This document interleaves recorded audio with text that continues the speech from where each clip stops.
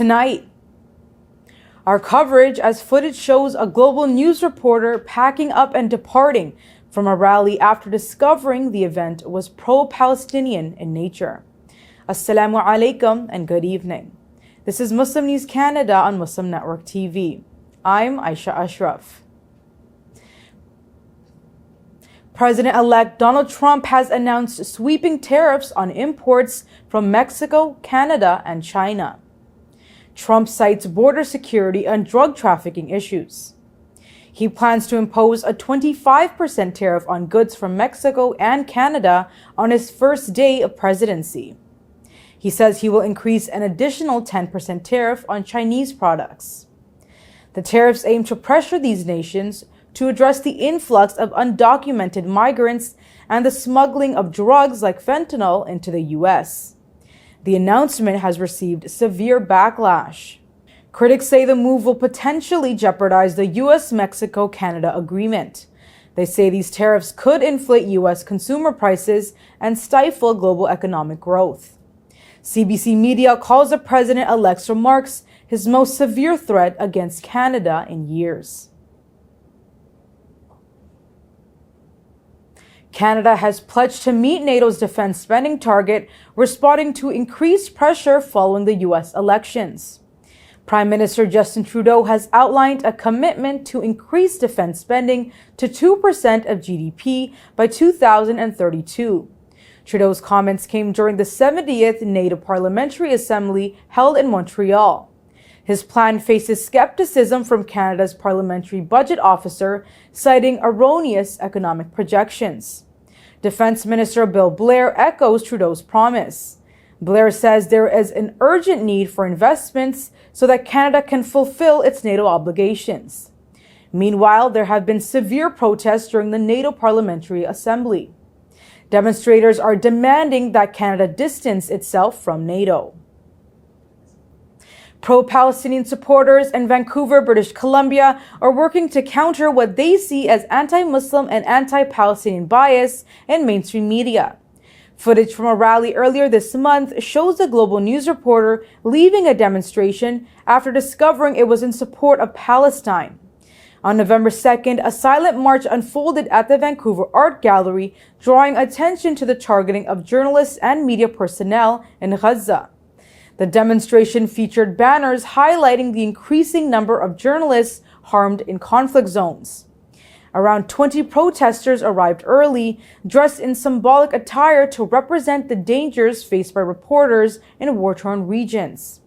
Some wore press vests and helmets, carried imitation Al Jazeera microphones, and operated fake news cameras. Makeup artists created realistic depictions of injuries, rubble, and bombing effects. Demonstrators also carried powerful symbols. Women held effigies of children wrapped in white shrouds. A global news reporter tipped off about the rally arrived to cover the event.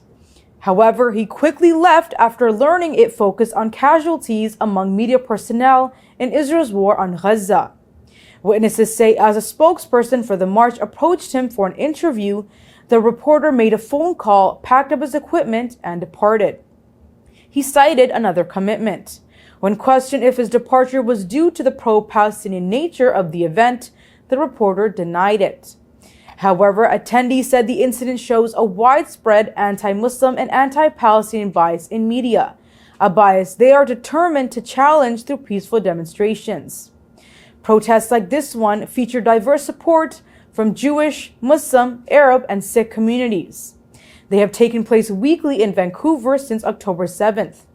Advocates hope their efforts will shed light on media biases and amplify voices calling for accountability and justice in Gaza. Political commentator Ezra Levant says he will sue Toronto Police Service for arresting him as he was filming a pro-Palestinian protest in Toronto. Levant has not been charged. He is accusing the police of breaching his charter rights and refusing to protect him. Levant is the CEO and founder of far-right media Rebel News. On the media outlet's website, Levant wrote about the experience. He says he was trying to report on a pro-Hamas terrorist rally. In a social media video posted by Rebel News, officers can be heard telling Levant that his presence at the rally was inciting the crowd. He argues with the officer over his order to move away from the demonstration. Levant can be heard saying, "I'm refusing to leave because I'm a Jew and I'm a citizen and I'm your boss." He then says, "I don't leave because you say Jews aren't allowed on this side of the street." The officer then tells him he is under arrest for breaching the peace. Israeli forces continue aggressive campaigns across Gaza, Lebanon, and Syria. The incessant attacks have resulted in significant civilian casualties and infrastructure damage. A devastating overnight airstrike on a residential building in Atufa neighborhood has killed 12 civilians, including women and children. Israeli warplanes have bombed a home in Jabalia, killing several Palestinians. Heavy rainfall adds to the plight of war-displaced people sheltering in makeshift tents. Israel's incessant attacks in Gaza have killed at least 44,235 Palestinians. More than 100,000 have been injured. The International Criminal Court has issued arrest warrants for Israeli Prime Minister Benjamin Netanyahu and his former Defense Minister Yoav Gallant for war crimes and crimes against humanity. Israel also faces a genocide case at the International Court of Justice for its war on Gaza. Israeli bombing on Lebanon has killed at least 31 civilians. An Israeli newspaper reports Hezbollah attacks have destroyed more than 8,000 homes in northern Israel. Nearly 7,000 cars and 300 agricultural sites have also been damaged in the region. In Lebanon, at least 3,768 people have been killed since October last year. 15,699 have been injured. Israel's war has also reached Syrian territories. Reports show 2 civilians have been killed in airstrikes aimed at disrupting Hezbollah's arms supply routes.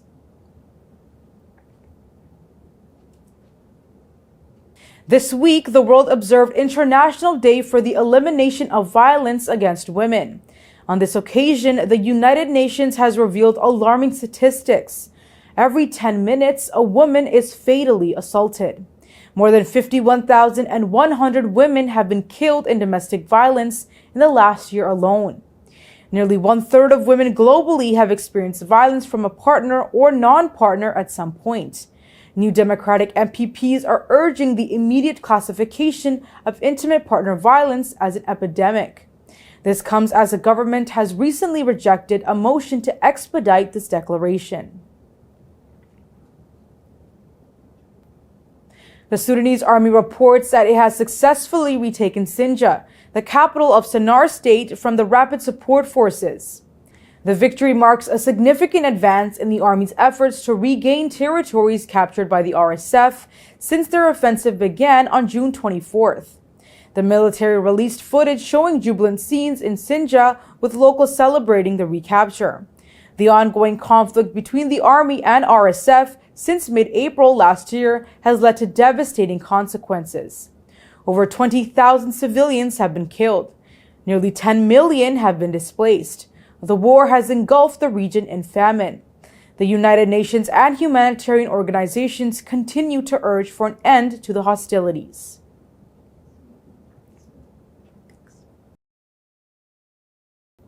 A new Halal Food Bank is now operating in London, Ontario to aid struggling Muslims. The initiative comes as there is a growing need for halal food assistance since 2019.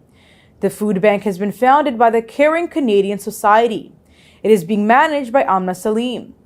The facility supports low-income families by ensuring that everything offered meets Islamic dietary laws. It is collaborating closely with the Islamic Centre of Southwest Ontario, local businesses, and the London Food Bank.